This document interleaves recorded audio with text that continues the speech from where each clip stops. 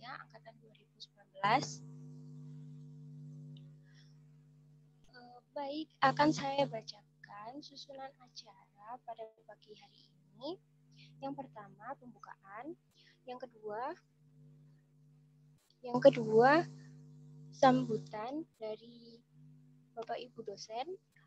Lalu yang ketiga, bedah jurnal.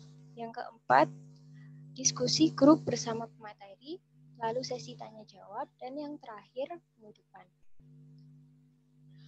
Baik, sebelum acara dimulai, marilah kita berdoa terlebih dahulu. Berdoa menurut keyakinan masing-masing, dipersilahkan.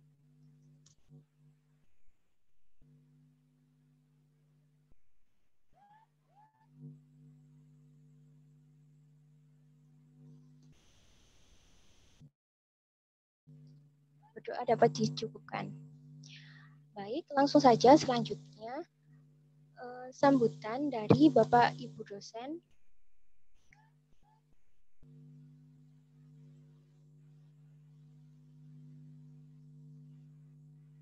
Iya, Eli, izin masuk. Ini berhubung Bapak Ibu dosen belum join, jadi mungkin sambutannya dialihkan ke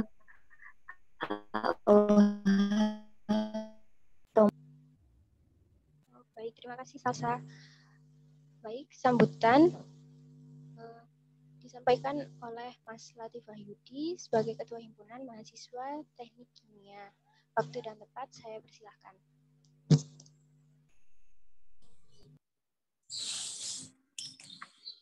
Assalamualaikum warahmatullahi wabarakatuh. Suara saya terdengar jelas, Eli? Jelas, Mas Latif. Terima kasih untuk waktu yang diberikan. Pertama-tama yang saya hormati Bapak Ibu dosen dari Teknik Kimia UISI, yang saya hormati pula pemateri forum group discussion pada kesempatan kali ini, dan yang saya banggakan teman-teman pengurus Himpunan Mahasiswa Teknik Kimia UISI Kabinet Harmoni, utamanya teman-teman RNT yang masih dengan semangat yang luar biasa menyelenggarakan acara yang insya Allah nanti akan bermanfaat bagi kita semua.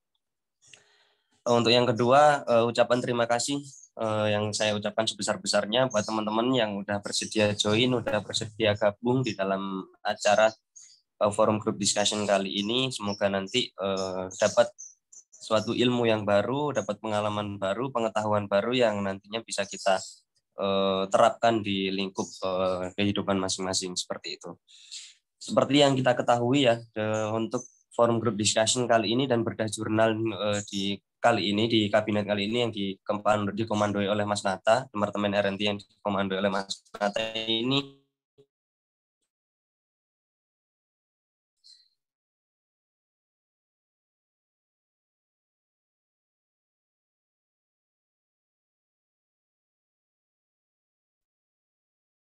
sedikitnya dari teman-teman dan himpunan, nanti dari forum group discussion dan bedah jurnal ini nanti muncul ide-ide menarik, ide-ide kreatif dan lain sebagainya, karya-karya ilmiah dan lain sebagainya yang nanti bisa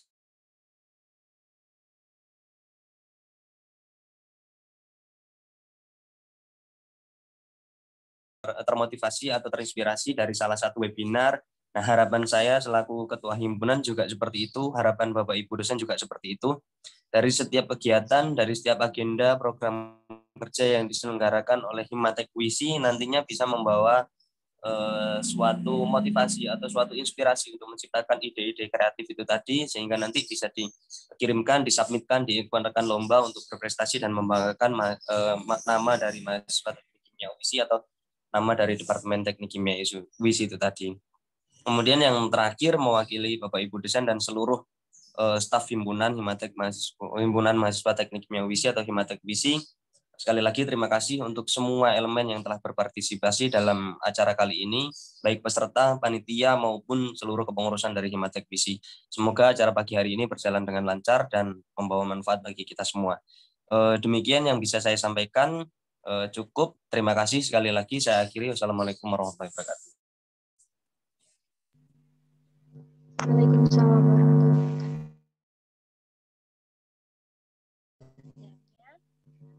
Sebelum acara bedah jurnal dimulai, saya akan membacakan terus bedah jurnal dan forum group discussion pada pagi hari ini.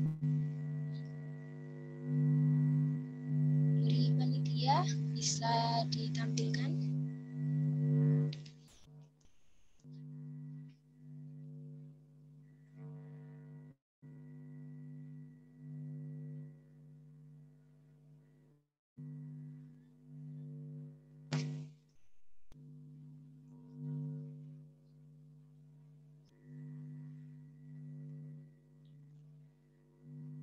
Terus bedah jurnal dan forum group discussion pada pagi hari ini. Yang pertama, seluruh peserta bedah jurnal dan FGD wajib join 10 menit sebelum acara dimulai. Seluruh peserta bedah jurnal dan FGD jika tidak terkendala jaringan wajib menyalakan kamera selama acara berlangsung. Yang kedua, peserta bedah jurnal dan FGD harap mematikan mikrofon saat presentasi berlangsung. Moderator. Tata cara menjawab ketika dipersilahkan atau bertanya saat sesi tanya jawab. Yang pertama, mikrofon tetap di-mute kecuali pemateri dan moderator. Yang kedua, peserta yang bertanya atau berpendapat silahkan tulis di kolom komentar dengan format nama _ ingin bertanya. Ketika berkomentar diharapkan menyalakan kamera. Yang ketiga, yang tidak bertanya diharapkan tidak berkomentar. Dua kesempatan pertanyaan yang bisa disampaikan secara langsung. Untuk sisanya silahkan ditulis di kolom komentar, akan panitia rekap dan jawabannya akan di-share di media sosial. Pada acara bedah jurnal dan forum group discussion ini,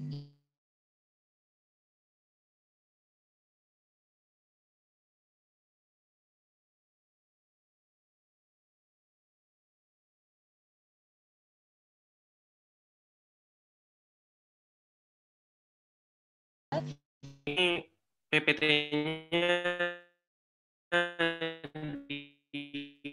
dipresentasikan oleh panitia atau dari kami sendiri? Kita presentasikan Nabil.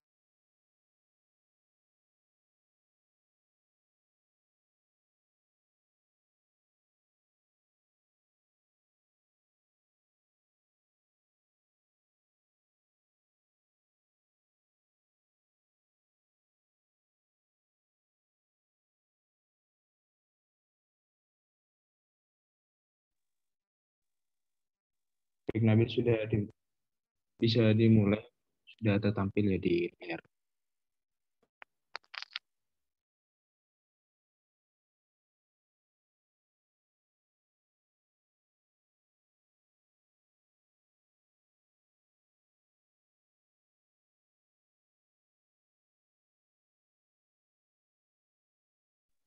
Baik, Kak. Bismillahirrahmanirrahim. Assalamualaikum warahmatullahi wabarakatuh. Kami akan membedah jurnal dengan judul Desensitized Solar Cell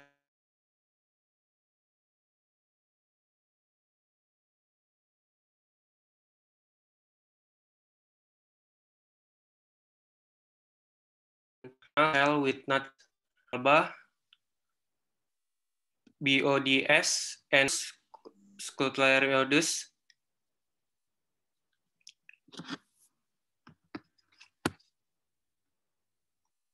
Bisa di next, Kak.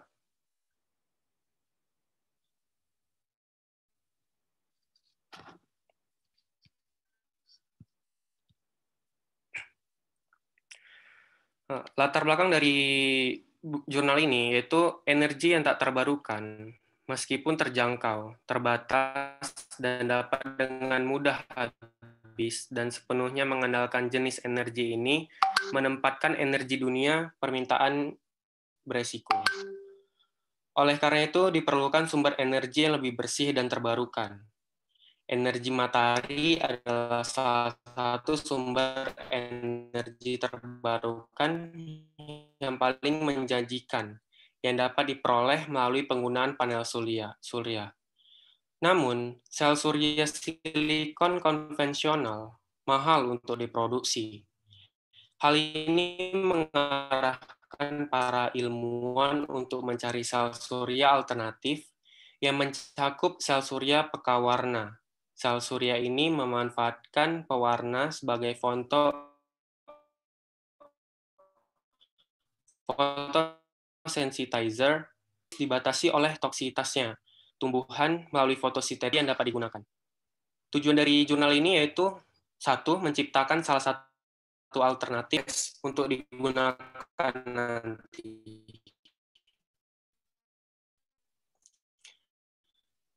Dan keempat, kromatografi kertas kemudian digunakan untuk kemudian identifikasi pigmen tumbuhan melalui penggunaan. Nah, kromatografi kertas dan pengukuran optik digunakan untuk kemungkinan identifikasi pigmen tumbuhan yang berbeda. Pada tabel 1, menunjukkan bahwa klorofil A ada di semua ekstrak. Hal ini bisa jadi karena perannya yang unik dan penting sebagai satu-satunya pigmen dalam kloroplas yang dapat melewatkan elektron tereksitasi ke serangkaian protein yang terletak di membran tilakoid yang klorofil A.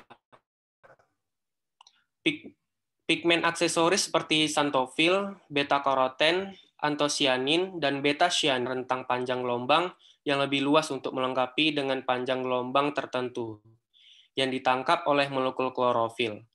Karena elektron tereksitasi sangat penting dalam pengoperasian DSSC.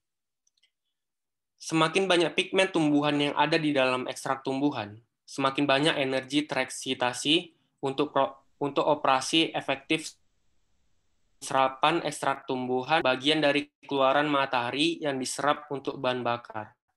Fotosintesis dan jumlah energi yang dibutuhkan untuk mendorong elektron dari keduanya, dasarnya keadaannya tereksitasi. Untuk dari kedua keadaan eksitasi.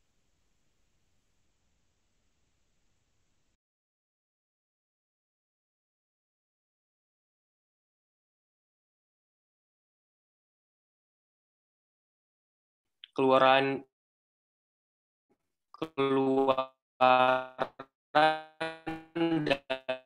daya maksimum dan faktor pengisian.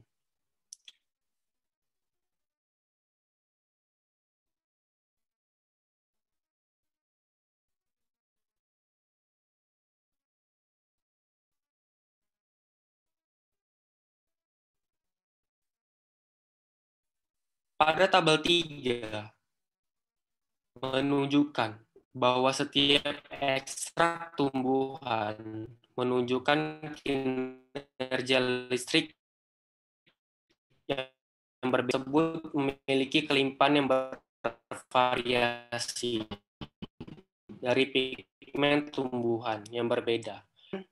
Yang baik dan pigmen dengan celah pita rendah dapat dianggap sebagai pelarut ekstraksi yang diinginkan. Namun, dalam studi ini, metanol dan aseton efektif sebagai pelarut untuk ekstraksi karena keluaran listrik yang diamati dari DSSC fabrikasi. Next, Kak. Baik, sekian dari kami presentasi bedah jurnal. Jika ada kesalahan kata, saya mohon maaf. Wassalamualaikum warahmatullahi wabarakatuh. Waalaikumsalam warahmatullahi wabarakatuh. Baik, untuk sesi tanya jawab, saya buka 2 pertanyaan. Silahkan yang ingin bertanya.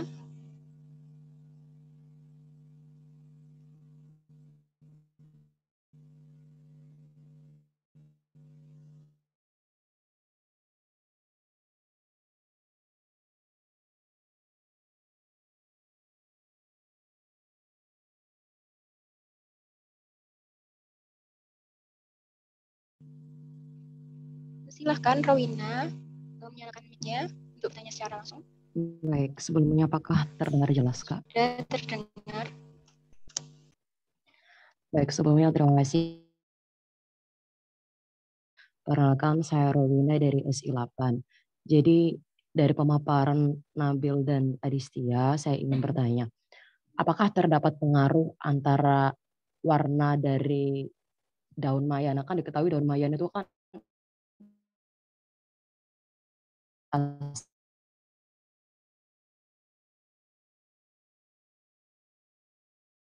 semua.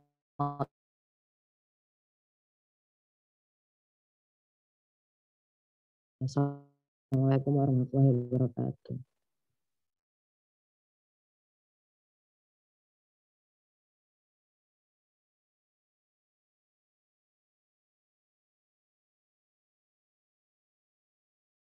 Izin Rowina, apa boleh diulangi lagi pertanyaannya? Iya, baik. Jadi yang saya tanyakan tuh seperti ini, Nabil. Apakah terdapat pengaruh antara warna dari daun mayana tadi? Kan diketahui daun mayana, yang saya ketahui ya, daun mayana itu kan untuk warna klorofil asli hijaunya itu kan lebih sedikit dibanding warna yang lain gitu kan. Kemudian tingkat kualitas dan kuantitas dari judul yang telah diangkat termasuk dari ekstrak tanaman tadi itu bagaimana gitu. Terima kasih. Apakah masih kurang jelas?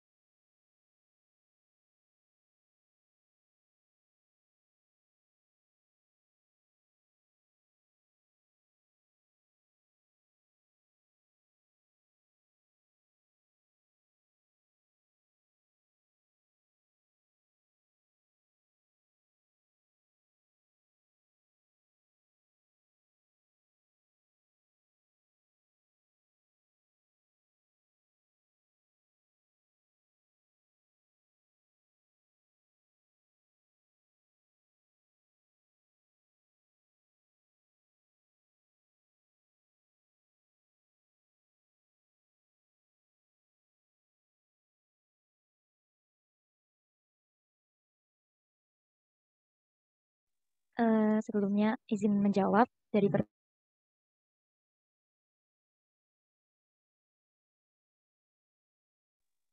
kan kromatografi kertas dan pengurangan optik digunakan untuk kemungkinan identifikasi pigmen tumbuhan yang berbeda. Seperti yang ditunjukkan pada tabel 1,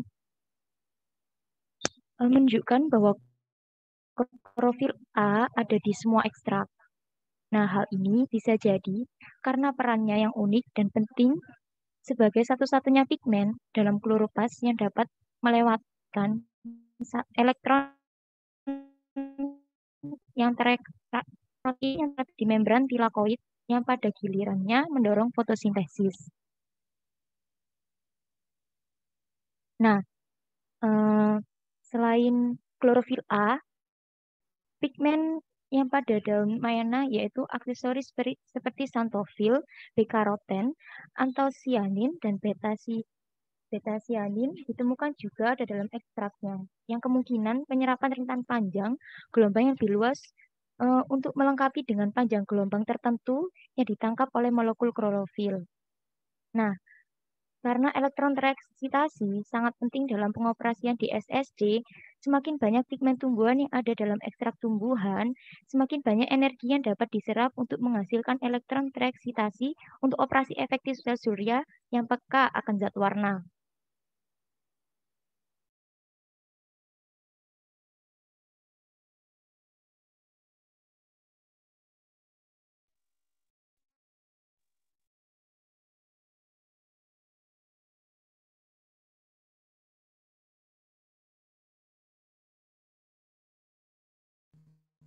Itu untuk jawaban yang pertama,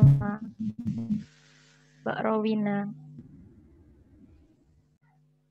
Mik Rowina, apakah sudah Iya, baik. Terima kasih sebelumnya untuk yang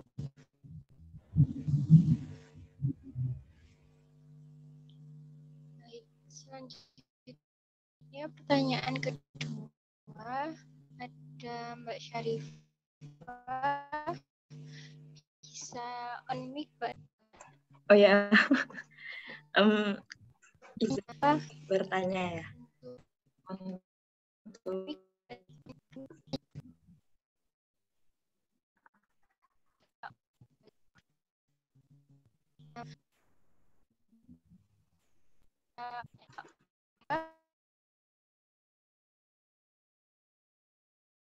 karena di saya Iko. Oke, jadi oh ya. Oke, jadi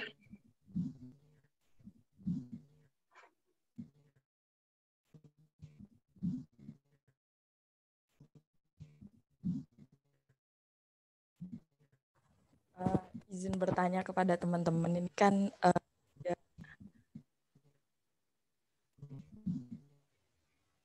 ini ya, jadi apa informasi baru. Jadi saya baru tahu DSSC ini juga kan jadi sel surya yang dari ini ya, apa namanya, pigmen tumbuhan.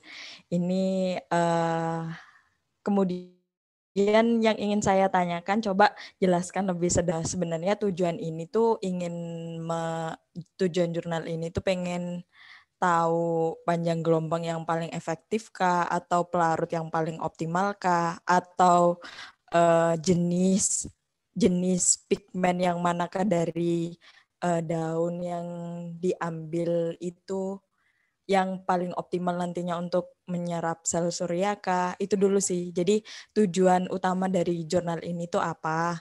Jadi nanti mungkin kan ini karena baru pertama kali ya, dan topiknya juga yang diambil juga menurut saya sudah sangat bagus. Jadi mungkin untuk kedepannya, mungkin nanti kalau teman-teman SI8 disuruh ngebedah jurnal kembali, mungkin bisa jangan lebih ke textbook kayak gitu. Jadi kayak bacanya itu kayak ini